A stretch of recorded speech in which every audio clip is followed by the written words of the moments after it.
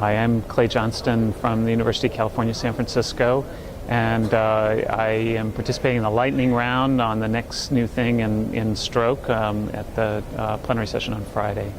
And my presentation is about the change in stroke rates and stroke mortality over the next century and longer. There's been a lot of celebration around our decreasing stroke rates. And if you look at the figures in the press releases, all looks wonderful. We've had a decrease in age-adjusted stroke mortality rates, and stroke has fallen from number 3 as a cause of death in the U.S. down to number 4. But actually, that's not really telling the story of what's happening with stroke.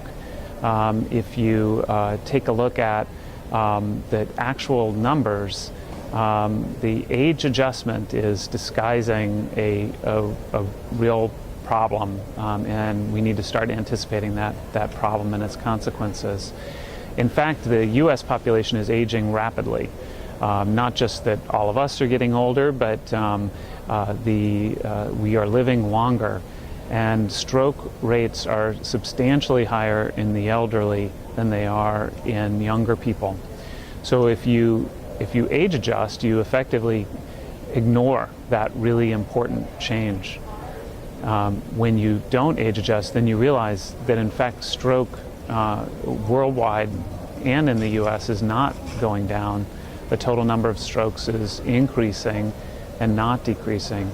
And with the aging population, unless there's substantial improvements in stroke prevention, we actually will see an increase in stroke, overall numbers of stroke and non-age adjusted stroke rates in the US and worldwide over the next 50 and 100 years. So we are getting younger in many other ways. Today's 60 is 40 from 2 decades ago. And maybe there'll be some benefits there in terms of ultimate reduction in stroke rates in the various age groups, but we have not seen major evidence of that yet. So it behooves us all not to ignore this huge change in demographic that's likely to lead to a large wave of increased strokes worldwide.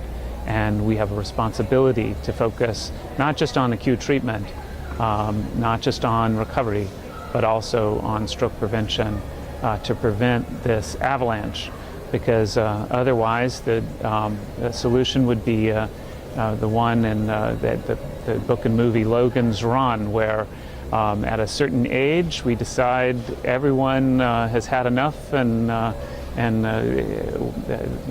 put to death.